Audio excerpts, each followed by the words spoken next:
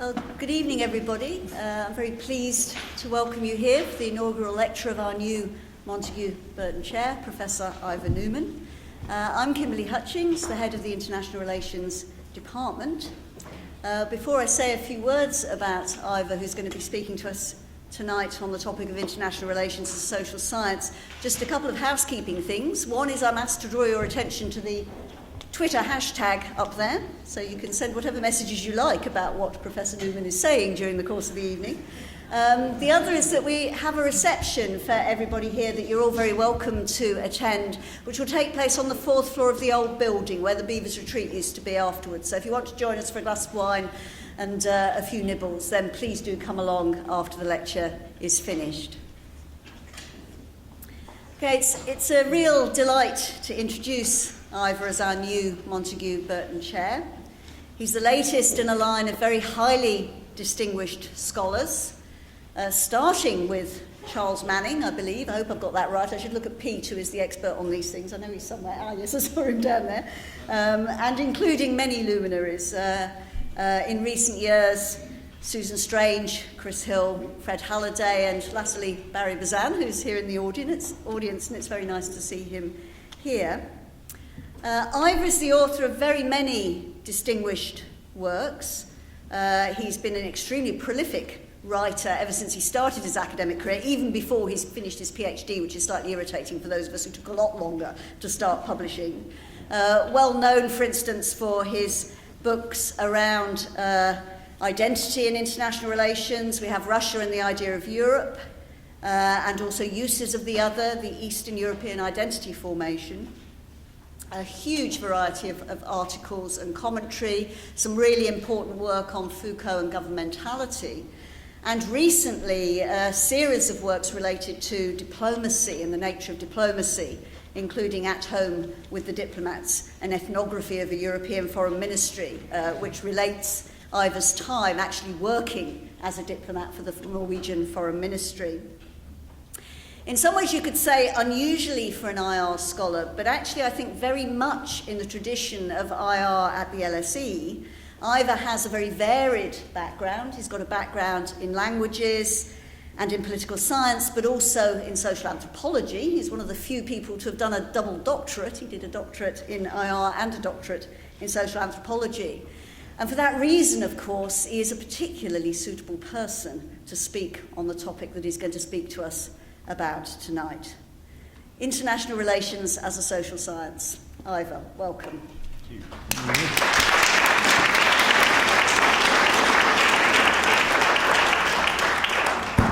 Thank you, Kim. Oh, let's see now. There is the question of height. It used to be that you'd ask people to turn off the telephones, and now you positively ask them to put them on. Yeah, it's interesting. Right. As they say in rock concerts, can you hear me? Yeah. Okay. Oh. Could we get this damn thing? Ah, excellent. Thank you. It is customary to begin inaugurals with a word of two of thanks. Customs are not to be taken lightly.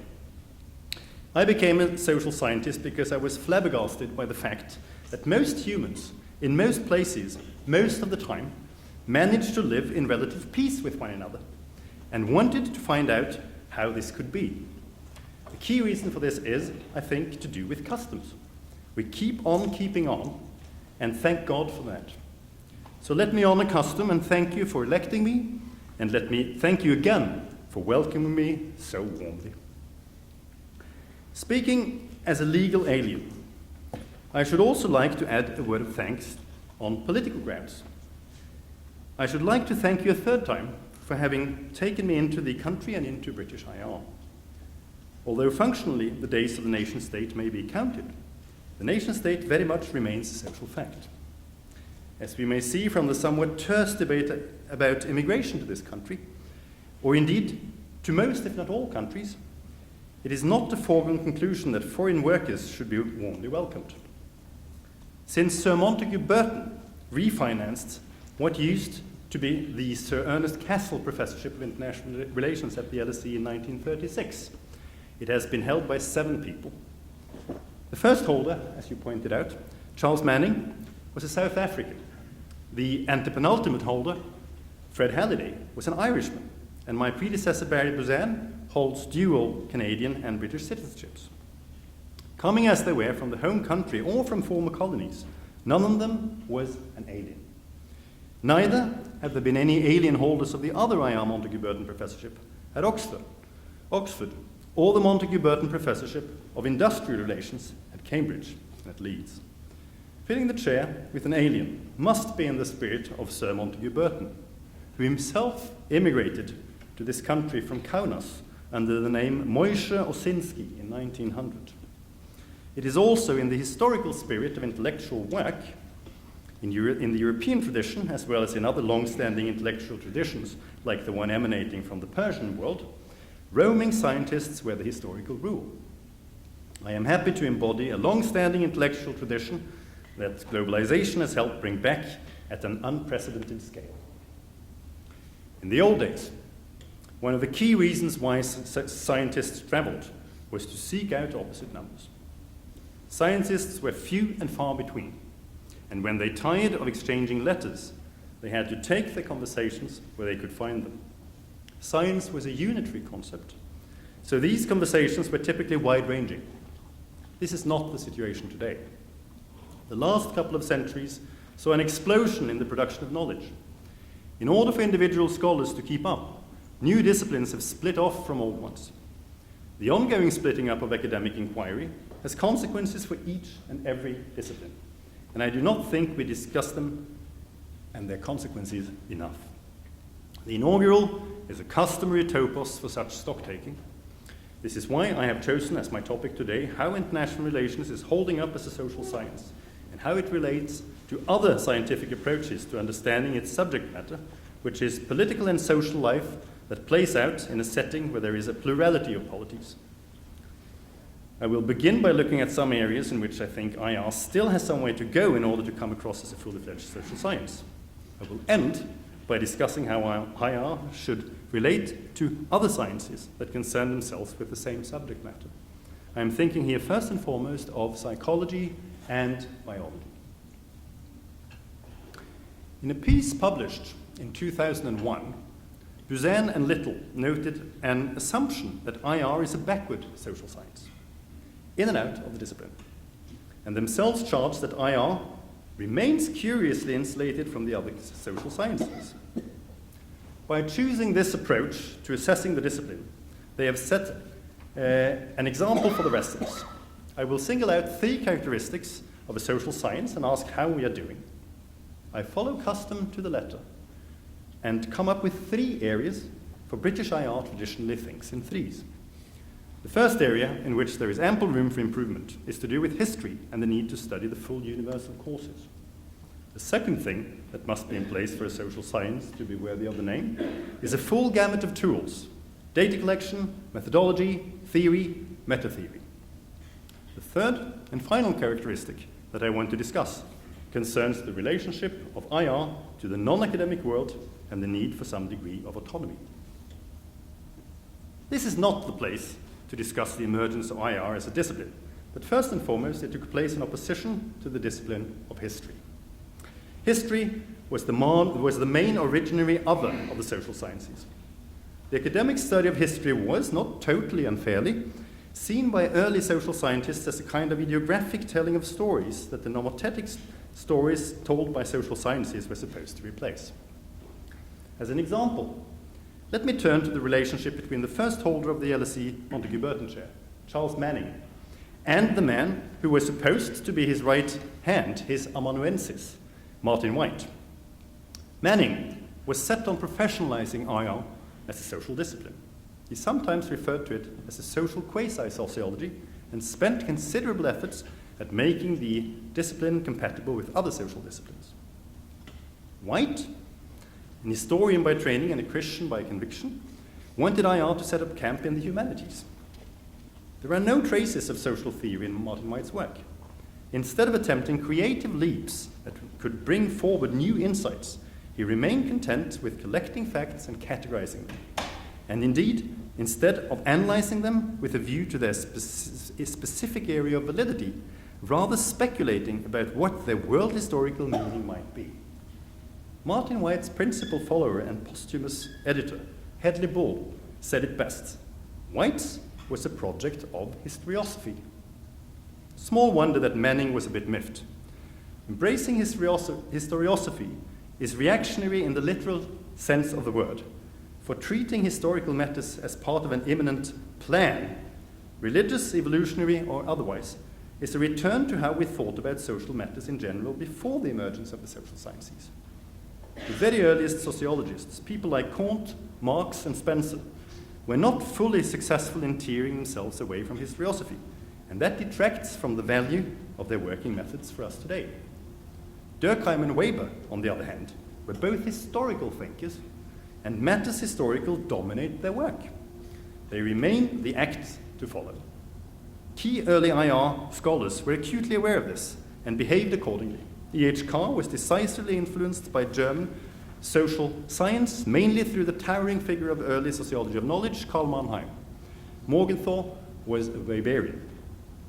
In the larger picture, the main threat to IR standing as a social science is probably not the misuse of history, but the increasing amnesia that seems to be taking hold. A number of our colleagues, and particularly our colleagues across the water, seem to agree with Henry Ford and treat history as if it were mostly bunk. That way lies perdition for IR as a social science. The reason why we would be lost without history is very simple. Any science worthy of the name must aim to cover the full universe of cases that are pertinent to it. The subject matter of IR is political and social life that plays out in a setting where there is a plurality of polities.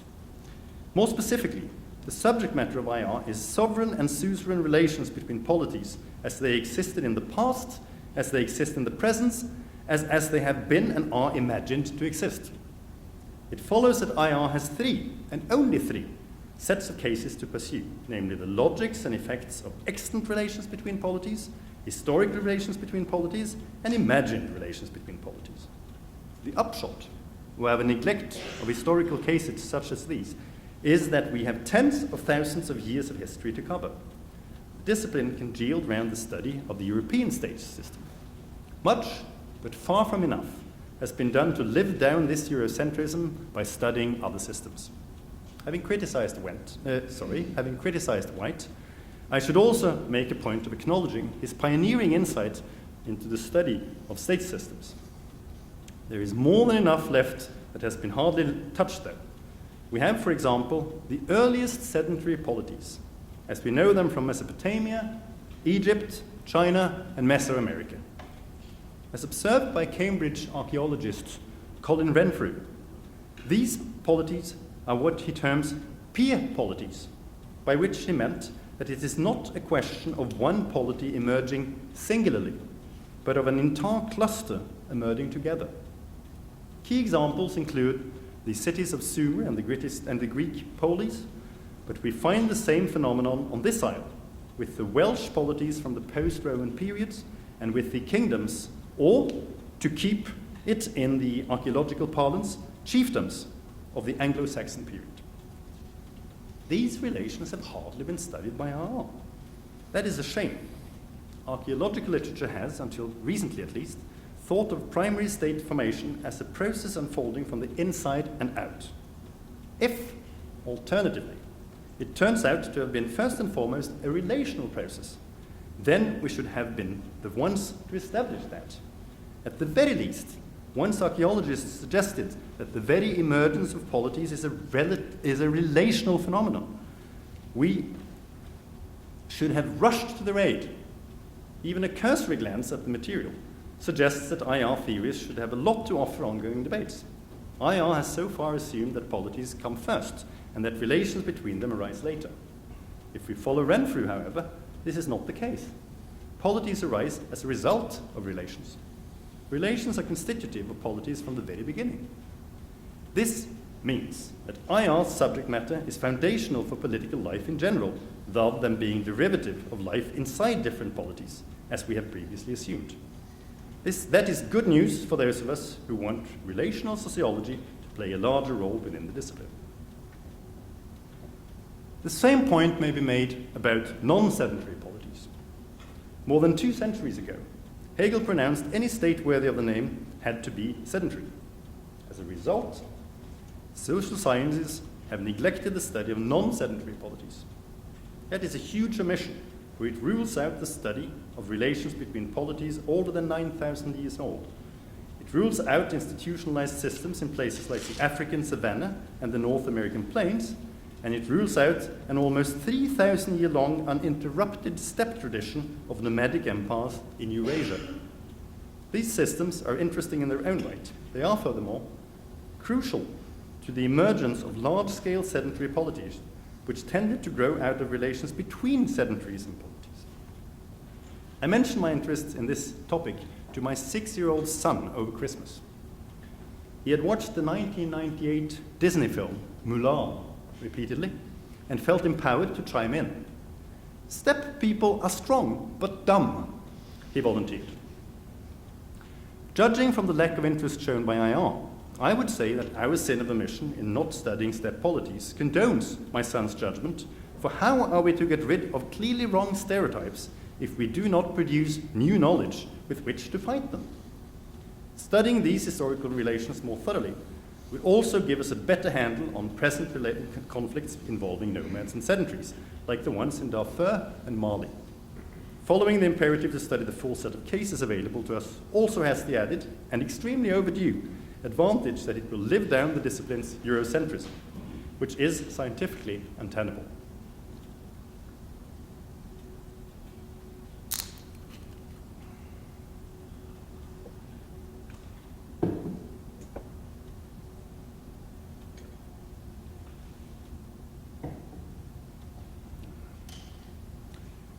If history gives us something to think about, there is also the question of what we need to think with. To take a leaf from the debate about research programs, a scientific discipline worthy of the name must have at its disposal for data collection ways of ordering the data, ways of discussing the relationship between the data and the wider world, and debates about what that world consists of.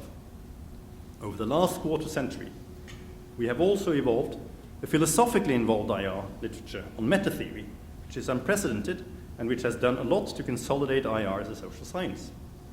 IR also has a well-developed set of theories. I think we are paying too little attention to the founders of the social sciences, Marx, Weber, Durkheim. I also think that it is wrong that we tend to rate most highly the books that deliver abstract theoretical arguments and nothing else. Social scientists are not primarily philosophers. Our niche is between history, which tends to fetishize empirics, and philosophy, which tends to fetishize metaphysics. For me, it follows logically that the social scientific ideal is the sustained, theory-led empirical argument. This is indeed the classical view, as seen in Marx's dissection of 19th century European capitalism, Weber's analysis of the Protestant work ethic, or Durkheim's reading of religion in social life. It remains, if not the, then at least an ideal in the other social sciences. Perhaps this is just me being old school, but be that as it may, the present challenge to IR's ways of inquiry lies not primarily with our writing genres, our theory, or our meta-theories. Excuse me. It is rather to do with the data collection and the ordering of data. Any science worthy of the name has a running debate about methods. As Weber put it, the dilettante differs from the expert only in that he lacks a firm and reliable work procedure. 70 years after Weber said that, Jean-François Lyotard still located the key defining trait of science in the work procedure, more specifically in its transparency, by highlighting the importance of referencing. In IR, the discipline's quantitative practitioners are passionate about the problems surrounding data programming, in such a degree that one sometimes wonders if counting is not being substituted for thinking. But at least the quants do engage in a debate about method.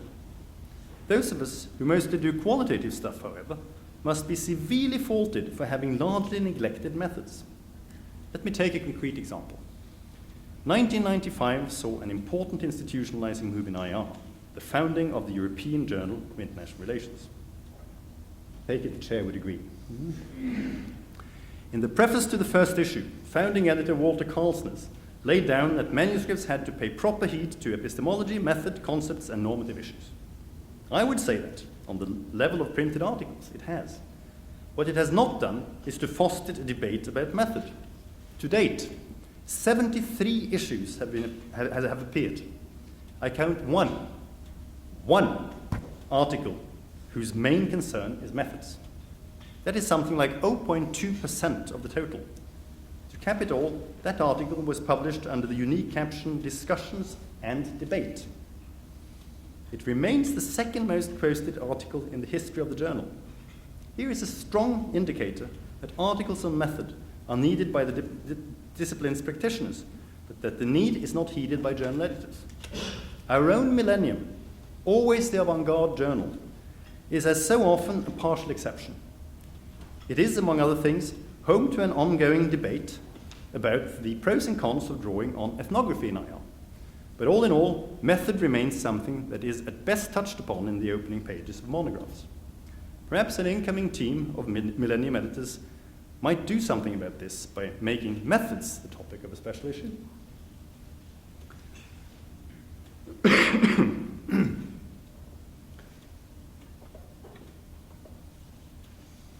The third sense, in which IR comes up a bit short as a social science, concerns the strong influence of political concerns that we allow over our choice of subject matter. We tend to concentrate on phenomena that are politically important and agents that are politically powerful, to the detriment of studying stuff that would have added to our general knowledge of the subject matter that we call our own. Social sciences are social, not only in the sense that their subject matter is social relations, but also in the sense that their knowledge production rests in a wider social web of relations. Still, in order to do the job, the science needs a certain integrity. I say a certain integrity, for there can be no such thing as absolute integrity. Writing emerged as a tool for registering work, which is to say that it began life as a surveillance strategy. Geography emerged as the handmaiden for ancient Greek military officers who needed knowledge of actual and prospective theatres of war. Ancient Greeks and the stray Ibn Khaldun aside, the beginnings of the social sciences are to be found in 16th and 17th century European efforts to acquire knowledge about social worlds so that they could be turned into objects that might be ruled more efficiently and more effectively. The advisor to the king is a predecessor of the IR scholar. All this is, I suppose, fine.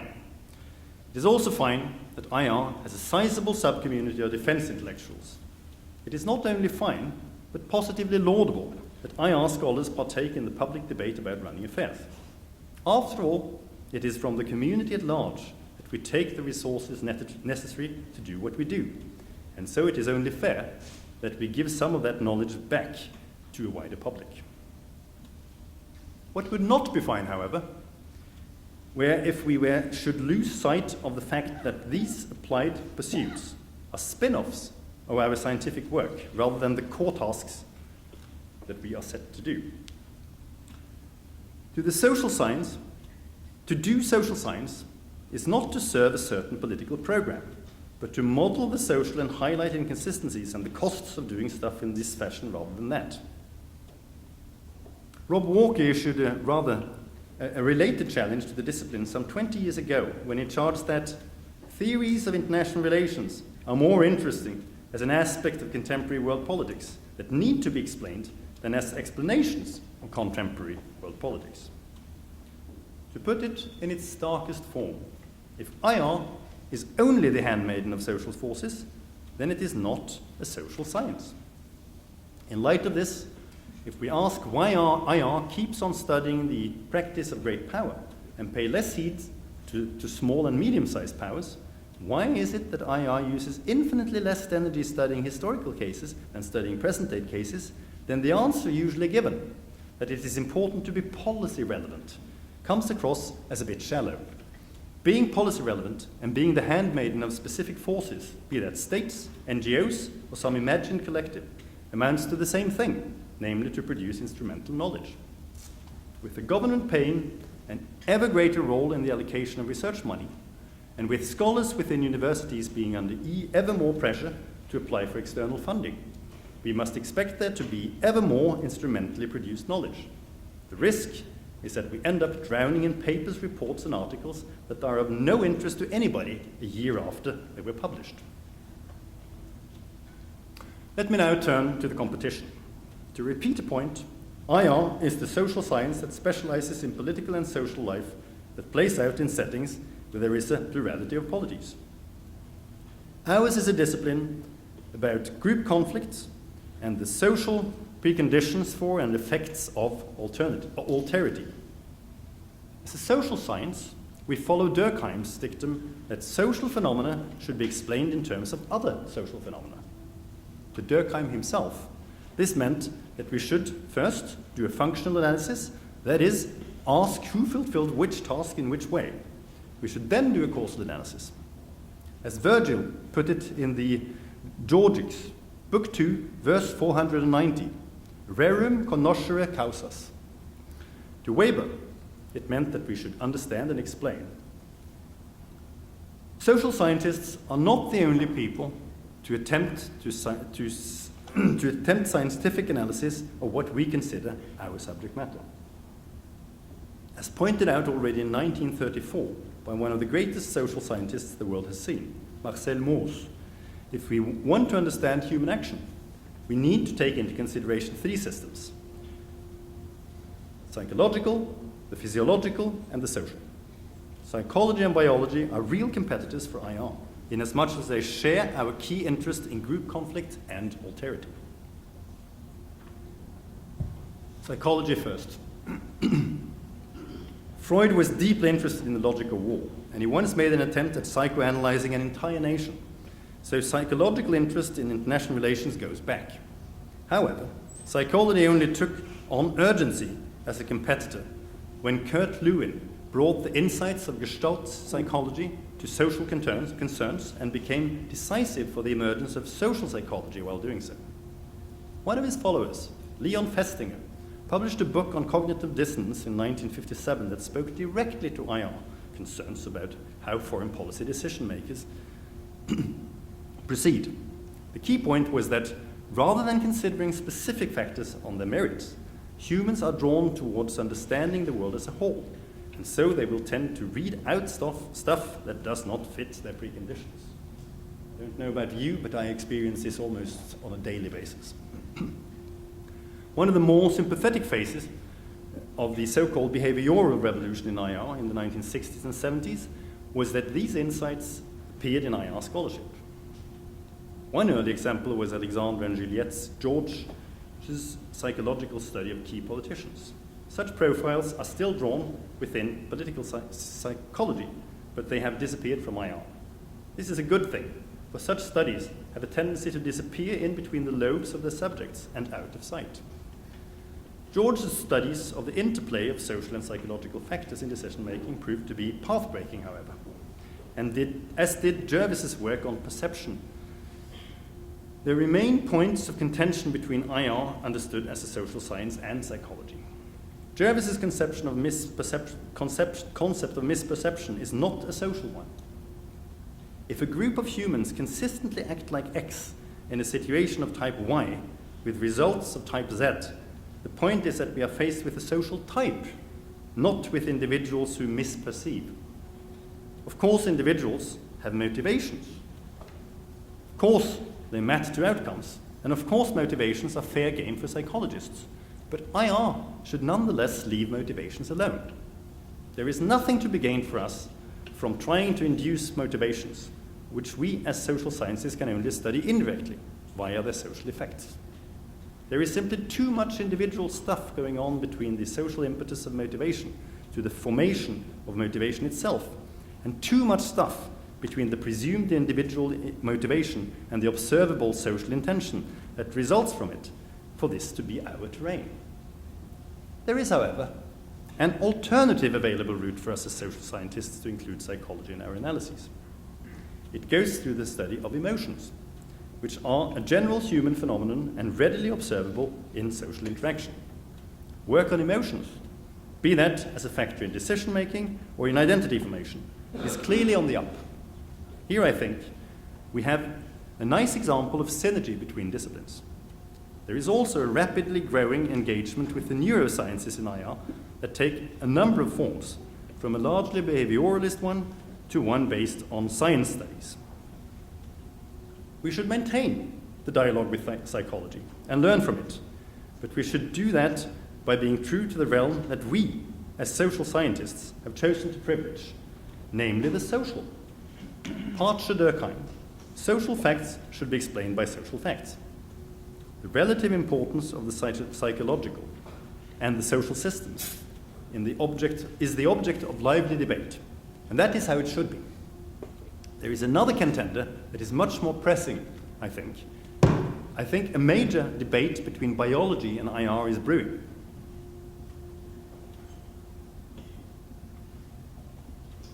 Humans are meaning-producing animals. We may not be unique in this respect. Chimpanzees certainly learn, form alliances, and make worlds. And the trend in animal research, not only on primates, but also on birds and insects, is in the direction of updating their cognitive skills. Nonetheless, the social scientists' wager is that socially produced meaning, be that in the form of culturally specific interest for maximation, republicanism, apotheosis, or whatever, is so strong amongst humans as to be the decisive factor in human life. In that, we are unique until further notice. And in this sense, Dilthey's work was a precondition for the emergence of the social sciences. I began this lecture by evoking Marcel Mauss and his suggestion that human action has their sources in three different systems: the physiological, the psychological, and the social. I used Mauss's insight to raise the question of how they should meet in scholarly conversation. Mauss himself invoked these systems because he had other fish to fry. He wanted to make what he called body techniques and what we today call embodied practices an object not only of physiological and psychological, but also of social study. For Mauss, the three systems meet in the agentic body. Mauss succeeded in making the body an object of study for the social sciences, but he also met with opposition. Half a century ago, Jacques Derrida suggested that we bracket the material, or as he formulated it, put it under erasure. Since then, it has become a commonplace to put physiological body under erasure and to treat it simply in its performative aspect. Judith Butler has probably delivered the fullest justification for such an approach. This has been a productive move. Inspired by Butler, IR scholars like Sacco and Weber at long last began to theorize the body's importance to IR. Problem remains, though. In IR theory, the physical body remains under erasure. I would argue that as a discipline, it is just about time to excavate it. Let me use an example close to hand, namely myself. Always a favorite example. What you see before you is a performative body. Me. Not mine. Me. It is a body that would not have existed if it had not been for the physiological fact that I have a necro-kidney implanted 6 years ago. The physiological body remains an ontic precondition for the performing body to exist. The two are not identical phenomena. They are both relevant for our social existence, and we cannot go on putting the physiological body, and by extension, biology and psychology, under erasure forever. A theory of the body that only takes into consideration the social system and leaves out the importance of the physiological and psychological systems for the human condition is by definition incomplete. As social scientists, we are supposed to privilege the social system, but we are not supposed to take the division of scientific labor to the extreme of simply forgetting about other ways of producing knowledge about our subject matter. An exclusively social discussion about the body is doomed to remain exactly disembodied. Having been in dialysis and too tired to perform much, 20 hours a day, it seems clear to me that we should not forever follow Butler and entourage and willfully forget about the physical body and biology altogether. It must be brought back in. The question is how? On the opposite extreme from Butler, we find those who contest the view that meaning production is key to human life and want to privilege biology. Nietzsche makes the point in his Genealogy of Morals that nothing has only one origin, and that there is usually amongst them a dirty one, a pudenda origo. In the case of the social sciences, the dirty origin is Herbert Spencer. Spencer was a key influence on early social science. He was a biology privileging social Darwinist, and here we have the reason why he has been largely read out of the canon and has shorn Britain of the founder of the social sciences into the bargain. There is a lesson here about what happens to those who are loud, confident, and wrong. It is neither theoretically nor empirically inevitable that an interest in biology should lead to social Darwinism. At the time of Spencer, another key natural scientist in Britain was Count Peter Kropotkin. His major work, Mutual Aid, draws on the knowledge about the natural word of the day to demonstrate how the human species has evolved not by way of conflict, but by way of cooperation. To this day, we find amongst natural scientists debates that are eerily familiar to social scientists. Is human cooperation zero-sum or positive-sum? How important is the role of environmental factors? Over the last decades, people like Edmund Wilson, Steven Pinker, and Richard Dawkins have put these concerns back on the map under the names of sociobiology and other evolutionary approaches to cultural and social life. Of particular interest to us are the approaches that emerged out of biology only to merge with psychology and present themselves as evolutionary psychology. It would be unprofessional of us simply to ignore other attempts at understanding the issues than those we call our own. Once again, I think a nutshell illustration is in order. 2004 was arguably the year when the major biological theme of evolution arrived in IR in force, in the guise of evolutionary psychology. Dom Johnson published Overconfidence and War. Leaning on the likes of Festinger and Jervis, Johnson demonstrated how predictions of loss and victory depend, among other things, on calculations about relative strength in the present. A recent article in International Security sharpened the argument into a fully fledged theory of war. There is no doubt that these are social analyses.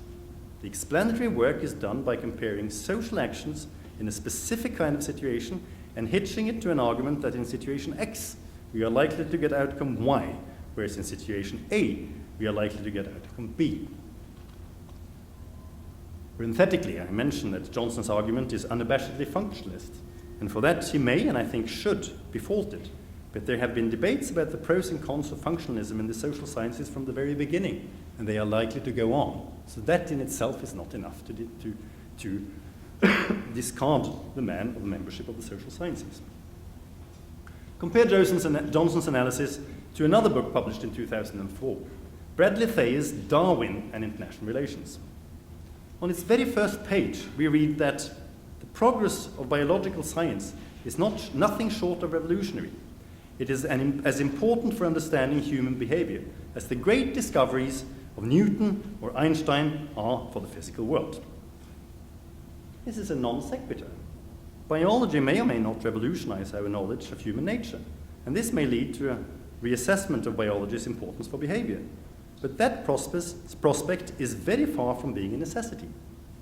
For all we know, ongoing biological research in the forms of epigenetics or heritable changes in gene expression may not upgrade the importance of our biological hardwiring at all, but may, on the contrary, confirm the importance of social factors.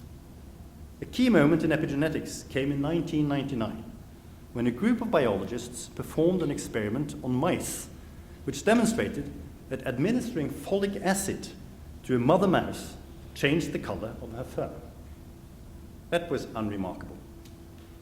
That she proceeded to pass on the new color to her young certainly was remarkable, though, because it meant that the folic acid had modified her genes. Subsequent research has demonstrated similar effects in humans. The suspicions raised by observations that 2 of our genes seem to have evolved from viruses have firmed into an increasing body of knowledge which suggests that social factors are indeed inheritable. Lamarckism is back. Get ready for a new round of the never-ending nature-nurturing debate. Where that debate will lead, we do not know. And that insight is enough to conclude that Thayer is wrong when, by what may only be termed a sleight of hand, he argues that evolutionary theory provides a scientific foundation for realism and rational choice, unquote. Spencer and Thayer aside, that is an empirical question. The key point in our connection comes, however, when Thayer explicitly attacks Durkheim's position that social facts should be explained in terms of other social facts. Thayer explicitly leaves behind the social as explanations here. One thing is to be interested in the interplay between psychological and biological factors in order to understand the social, as is Johnson. It is another thing altogether simply to bracket the social and seek to explain social outcomes in terms of biology, as does Thayer. That, I would argue, is untenable, for it leaves out a logically necessary link for our understanding of the constitution of the social, namely the social itself. One would have thought that a student of IR would not have been blind either to this or to the political results that have previously accrued from letting biology overshadow the social in our understanding of human action. But no. Thayer is blind to all this. In a recent piece, he states the following. Brace yourselves. Whether an aging Europe is able to integrate its Muslim populations and reassert heretofore dominant political principles, economic practices, and cultural beliefs, or Europe's Muslims integrate indigenous Europeans into the dimitude of Eurabia, identified by Barthes, remains to be seen. The work referred to, Barthes' book Eurabia, is not a scientific work. It is a classic political conspiracy theory built on sources that are so secret that, to the scientific eye, they remain non-existent. I take a particular interest in Barthes and her book, for here we have the key source of inspiration for my compatriot, the herostratically infamous countryman Anders Behring Breivik. On the 22nd of July, 2011, Breivik released a manifesto that followed the train of thought outlined by Barthes. Then he went on a murder spree on a tiny island where hundreds of children had assembled to take part in a youth camp organized by Norway's ruling party at the time, the Labour Party, killing over 60 children, most of them at point blank. Needless to say, Thayer is not directly responsible for the evil deeds of someone who read a book that Thayer, too, has quoted. It should also be needless to say, but clearly is not, that the kind of bond between biological thinking and right-wing terrorism that Thayer perpetuates was a staple of 20th century life and is an ongoing concern, not only in Norway, but throughout the world. As I have tried to demonstrate, Thayer's brand of biological thinking is questionable on scientific grounds. It is also morally uninformed and politically dangerous. The overall point regarding biologically and psychologically informed thinking as a challenge to IR is straightforward. A number of developments in these disciplines, particularly in the areas of neuroscience, evolutionary psychology, and epigenetics, are important and politically enriching for social sciences such as IR. Contra Butler and followers, biology has to be brought back in play. As exemplified here by Bradley Thayer's work, however, the original Spencerian sins of the social sciences are still tainting what is otherwise certain to be a fruitful scientific exchange. The issue is not if we should engage biological and psychological thinking about our subject matter, but how we should do it. To conclude, as a social science, IR has its work cut out for it. To do our job, which is to understand what makes relatively stable social relations between polities possible in the first place, and the effects that such stabilization has on social forms and social outcomes. We need to study more cases with more finely honed methods, with a certain autonomy, and with an eye to insights hatched in other parts of academia. There exists a whole swathe of peer polity systems that we have not even begun to look at. We lack a proper debate about qualitative methods. We do not stand sufficiently tall under the pressure from social factors which may colonize our knowledge production. Scholars in other fields who take an interest in our subject matter are making interesting advances that we need to discuss what to do with. The good news is that we have the human power to do this. Since I was a student, the number of practitioners of our discipline has increased at least fourfold. A number of these have the languages and the cultural competence needed to round out the universal cases. As to methods, I suppose those of us who are dissatisfied will simply have to write our own books. And when it comes to the challenge of biology, it has been with us since the beginning. The way to live down the biologistic idea that genes program us is not to ignore the findings of biology, but to read up on what the more sophisticated biologists have to say about the matter and meet them in the stance that remains key to any scientific being in the world, namely the dialogical one. Thank you.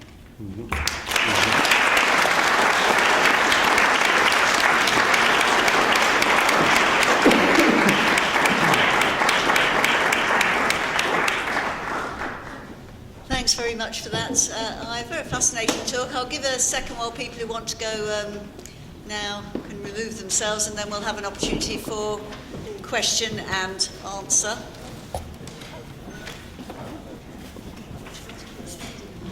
Yeah, I'll sit. It's fine.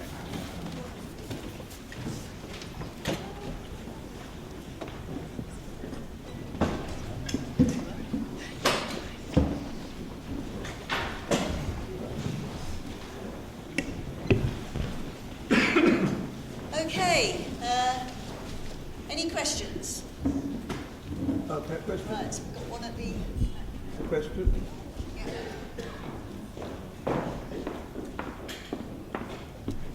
Could you say something about the controversy in international relations theory between traditional literary historical approaches and behavioural scientific approaches? Would you care to... Could you say, can you hear me? Yes. Could you say something about the controversy in international relations theory between literary historical approaches and behavioural scientific approaches? Did you follow me? Yes, I did. Thank you. Customarily, we tell out one another the story of II in terms of great debates. I am not a big fan of that way of telling the disciplinary history, but that's the custom, and I have already pledged allegiance to custom, so I suppose I have to stand by that. And the second debate was between people who call themselves traditionalists. I don't know whether they would have sort of identified with your idea of literary historic methods, but you know, it would be in that vein of telling narratives about stuff on the one hand, and people like David Singer, behavioralists, on the other. And that debate was never settled. It led to bifurcation in the field, where qualitative and quantitative versions of scholarship face one another over and to what I think is an ever-increasing gulf. When an article came out trying to splice the two, and it was called Hands Across the Abyss, which I think tells you a lot. And I couldn't help myself from some sort of having a dig at qualitative, exclusively qualitative work, because to me it seems that they are quite often a question of using mathematics without thinking through what kind of unsuspecting material they are throwing those methods, mathematical methods, at. I would argue that in political science, one was inches away from having the same kind of split that one had in sociology with the coming of sociology of knowledge in the 1990s. but was saved from that split by the emergence of a movement of young doctoral students called perestroika that opened up more space for narrative methods, or a more sort of literary historical way of approaching things. And it's my feeling, and other people may disagree, it's my feeling that we have reached a standoff in IR where quants and qualitative people are feeling one another out, but nobody's really winning because there is very little in terms of debate between the two, and of course I regret that. So the article Hands Across the Abyss should be followed up by other articles. Again, I have to be true to my dialogical stance.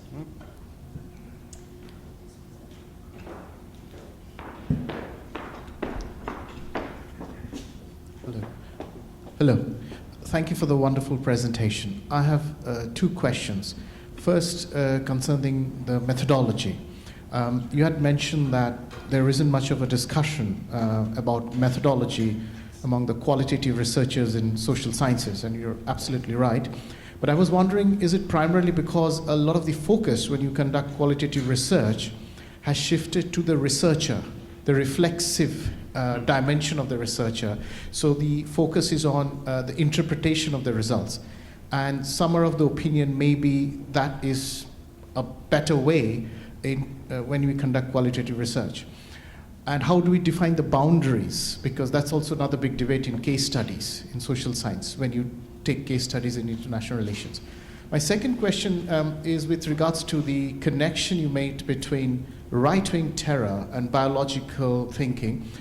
Now, as someone who sort of reads and follows the election campaigns and the literature which is available in public, one gets the impression that the contemporary far right, at least in the European context, is a lot too cultural and anthropological rather than biological. It's more perceiving the other as a threat to their way of life, and particularly in a lot of the social welfare states, if I may say, are liberal progressive states. So could you please elaborate a little bit more? Thank you.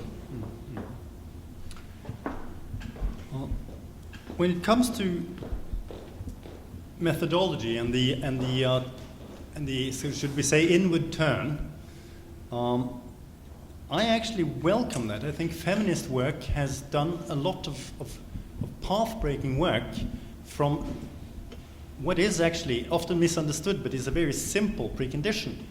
And if I read this correctly, I mean, I'm particularly impressed by a book called In a Different Voice. The idea is simply that if a person is the effect of a social structure, and if you can only study social structures by their effects, then studying yourself and how you've been formed should lead to an insight into social structure, which means that methods like memory work could be pressed into service. And I couldn't resist from dabbling a tiny little bit in that myself when I was talking about my renal failure, just to sort of give an implicit sort of tidbit of that. Now, this is not the only way of doing reflexive research. And I mentioned the debate in Millennium about the use of ethnography in IR, which started by a researcher by the name of, Romanian researcher by the name of Wanda Rusty, arguing that anyone who did ethnographic research should do this, should use themselves as membranes in order to understand the structures they study. I would not go along with that. One could also do it in a more Weberian analytical way and think ideal-typically about what one studies.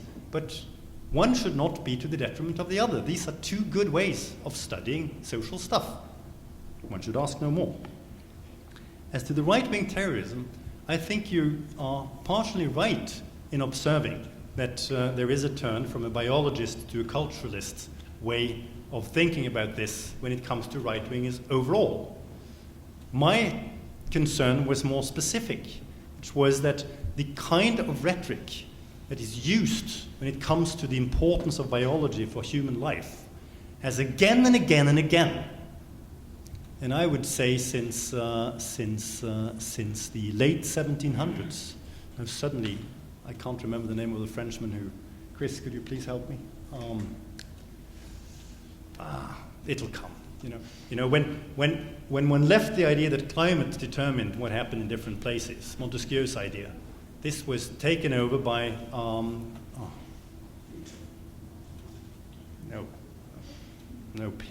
no, I'm talking about the Frenchman writing about this in the late 1700s.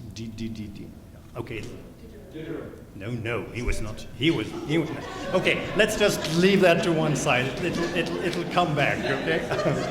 Diderot was not big on race, but anyhow, I mean that whole idea of putting all your explanatory eggs in the racial basket, we have very clear knowledge about that has led to, and throwing yourself at writing articles where you try to apply the same kind of thinking to the same kind of questions, and thinking that you can avoid the racist stuff that has been going on and this has been done earlier, is untenable.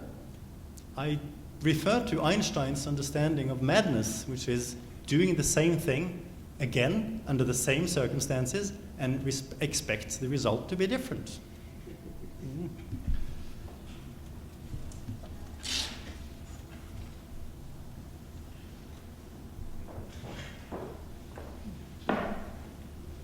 Iver, I'm sorry we couldn't help you with the French philosopher. A great talk, but I came out of it feeling that in order to do international relations, one needed to be able to do archaeology, biology, history, psychology, ethnography, linguistics, philosophy, and I think probably one want to add economics to that. Is this a viable program? Can we? Surely the division of the social science that took place 100 years ago or 150 years ago has something in its favor in terms of producing manageable questions, even though you're dividing a single reality. Absolutely, and freedom is insight into necessity. So I think this is a necessity, and we have to live with it. But we shouldn't be comfortable about being in that kind of thing. Everything I said was said on the level of us as a discipline. There is no way any one individual can do all these things. And you can't follow these debates in any depth. But as a discipline, I think we should have people who are following some of this stuff and responding to it. It's not too much to ask. The last time I was at the ISA, there were almost 8,000 people present. If you add people, nobody knows how many practitioners of IR we have. It may be up to 20,000 worldwide. Does anyone have the figure sort of at the fingertips? I mean, this is enough people to spread out a bit. It's enough for us to sort of have interfaces to all the things that you mentioned. And I don't think that we need this in order to do a piece of IR research, but I think as a discipline we should somehow be equipped to do this.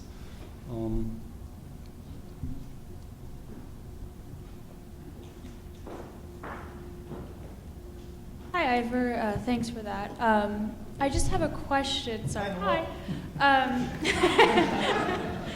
No, because I've been thinking about these themes ever since the Millennium Conference, that we're on to something as a discipline, that we've recognized the role of the material with the new materialism. And I'm curious about your thoughts about, in particular, it seems that we've recognized that identity is not just a cultural or ideational phenomenon. There is the interaction between the material and the physical, and we got a ton of research about, the role of the body and the physical in this portrayal and this narration of identity, and the impact of bodies, in terms of, especially we get this with I think feminist work on gender and wartime, sexual violence, for example. But I think this could be extended to other areas, and I think you're onto something with the Judith Butler reference and the performativity of identity. So I'm just curious if you could have something more to say about, the interaction between the physical and meaning-making and identity in that respect, in the body. Well, you see, I have been, in my own work, I've been using a method that I would not recommend to any of you students, which is that I have put down on paper outrageously sort of extreme sort of ways of looking at things, and then I have retracted afterwards. And the result is that people who don't follow this process, and you can't expect them to, read the first sort of draft that I circulate, and they go, "Oh my God, the man is mad," right? So it might be a good thing to sort of whittle it down a bit before you show it even to the people you think you can trust, right? But one of the results of this way of working has been that when I threw myself at the textual turn in the late 80s and used the 90s on that, I came to a point where I felt that, you know, I had done enough work on the preconditions for action and I wanted to approach action itself. So I turned from looking at discourse, which is what you need to understand in order to understand the formation of statements, to the study of practice, which is the study of what is being done. And in the same fashion, I think it was high time that Butler and others bracketed the physical in order to get a focus on the body. After all, let's not forget that they were the first ones to do it. But again, I think it's time to take a step back from that privileging of that kind of thing and to open up what has not been looked at for a while. And I cannot, for the life of me, see that one should be to the detriment of the other. I think the way I read the first pages in Bodies That Matter, which I think is the key work of Butler's in this respect. What she's saying there, again, as when on the level of the discipline and on the level of individual researcher, what I read her to say, this may be a wrong reading, but it's my reading, is that she wants to bracket this in order to highlight the stuff. And that's totally legitimate. That's what theory is for. Highlighting something and leave everything else in the dark. But that does not mean that others should not go back and complement the stuff. Was that reasonably clear? Oh, thank you.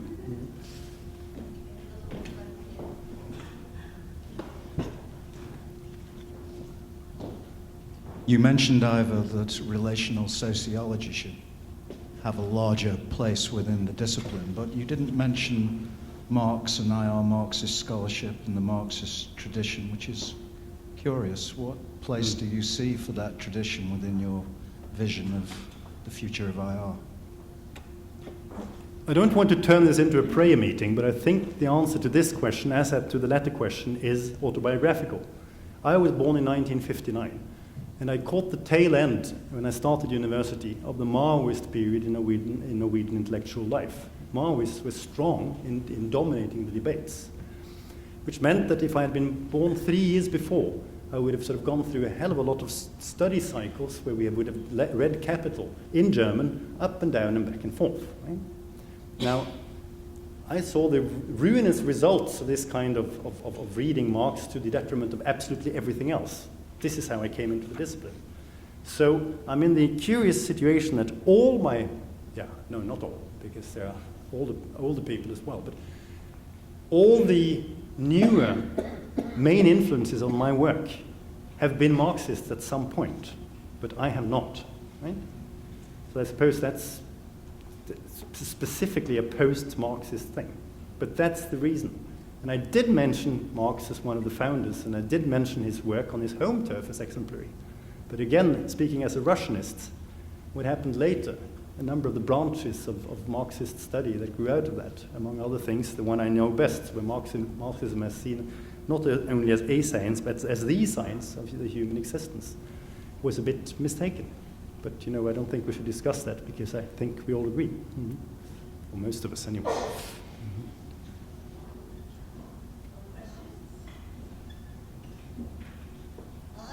One that I want to ask, if I could use the chair's privilege for a moment, and that's to do with the issue of methods, which you highlighted so strongly. I'd like you to be a bit more specific about what it is that we're not doing and that we ought to do in relation to qualitative methods in IR. Where do you see the gaps? Where precisely do you see the problem?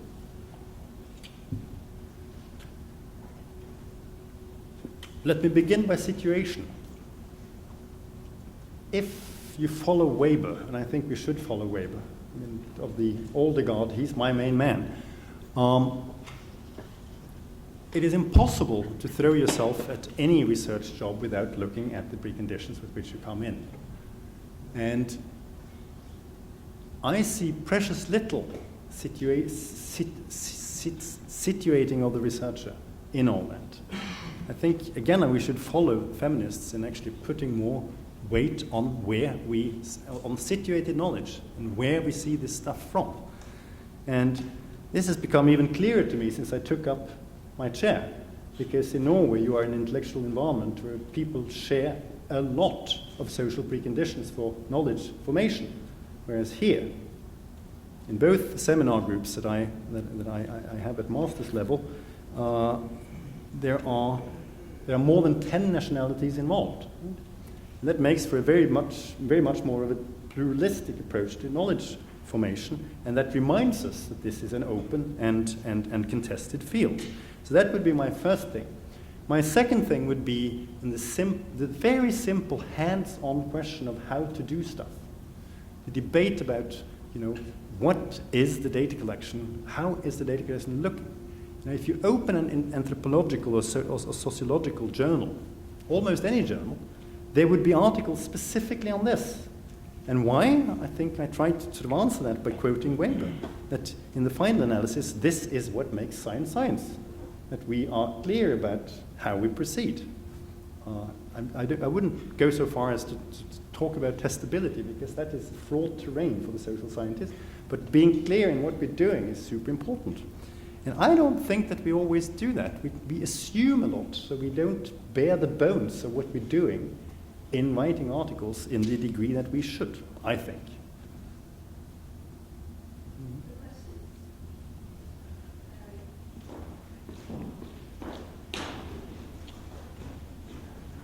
Thank you very much for the talk. I have a question. You mentioned epigenetics and the role of emotion in decision-making for scientific studies. Could you just elaborate on the link between that, those studies and that body of knowledge, international relations, if you could? Maybe for the layman, as I am. This gives me a chance to practically perform the answer to Chris Brown's question about the need to know a hell of a lot, because this is a field that I find intriguing, but that I don't know all that much about. But as far as I've understood from debates with colleagues who are working in this field, the thing is that there is GUI around genes.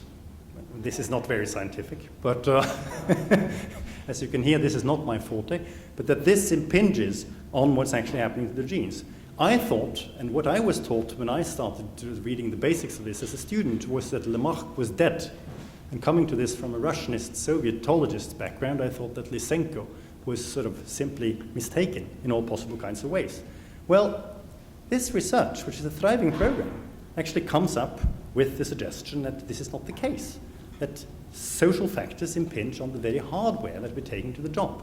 Now, if this is the case, then we cannot simply assume that the hardware will dictate that any one way of living our social lives and ordering ourselves as communities can be taken for granted. And the key point about sort of wheeling out the first quote from Darwinism and international relations by Bradley Thayer was to demonstrate that people who are writing biologistically actually do this. They just say, here, look what the natural scientists say, the world is realist. I mean, there are a number of good arguments that the world is realist. As a Foucauldian, I think that power realism is absolutely called for. But I don't think that biology is one of them, particularly given new research, like epigenetics. Was that on the ball, or on wicket, as you say? Or?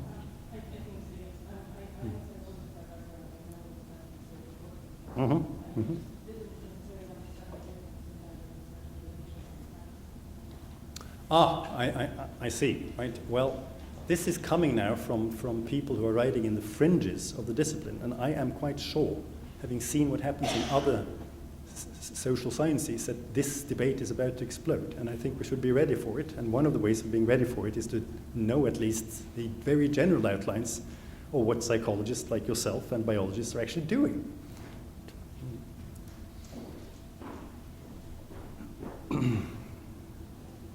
Thanks, Iver. I've been sitting here wondering whether there's a custom as to whether or not former Montague Burton professors are allowed to put questions to their successors. And I've decided that there probably isn't, and therefore I should start one. So I'm going to start this in the positive mode. You told us quite a lot about how international relations should relate to disciplines other than social science ones. You didn't say a great deal about how it should or does relate to the disciplines normally thought of as being within the social sciences.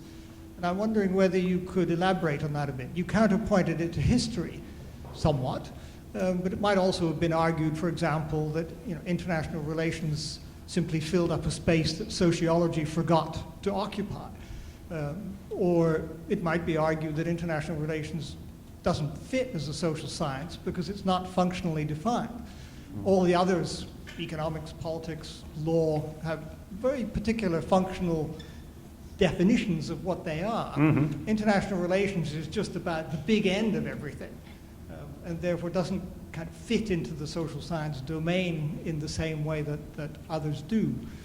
So I'm just wondering whether you have any thoughts on how it relates to the other social sciences. Mm-hmm.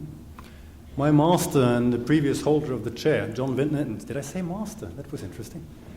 My master. An interesting slip of tongue.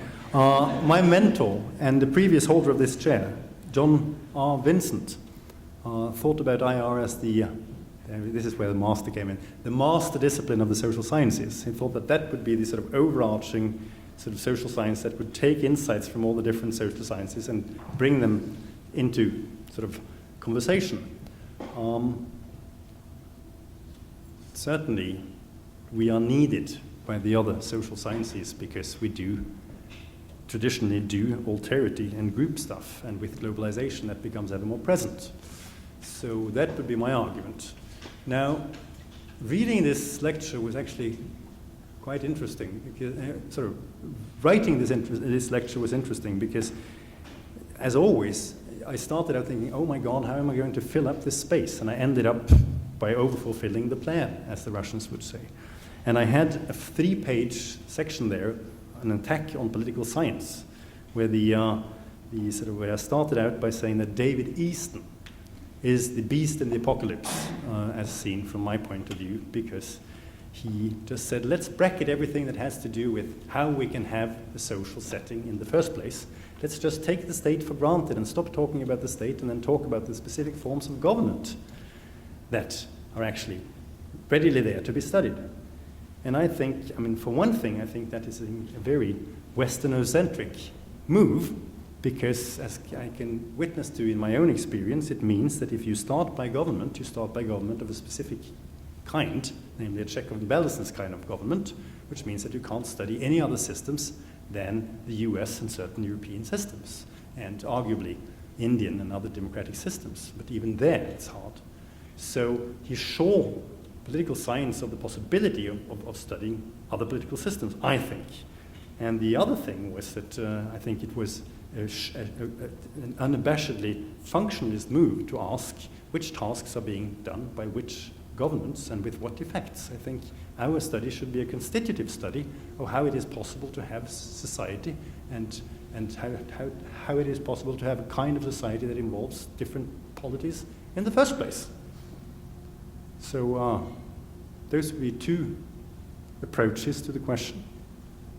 I had actually expected you to sort of give me a bit of support here on the importance of looking at history, because you are the one, and this is also something I left out from the draft, you and Richard Little are the ones who wrote the book that said that we needed to look at all the last 40,000 years of history. Couldn't you have asked me about that instead? Yeah.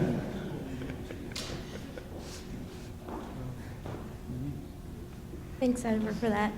As kind of a strange follow-up to the last question, you mentioned the physical body as in the study of biology, but what about the study of the physical outside, as in geography? Do you see that as part of your research agenda?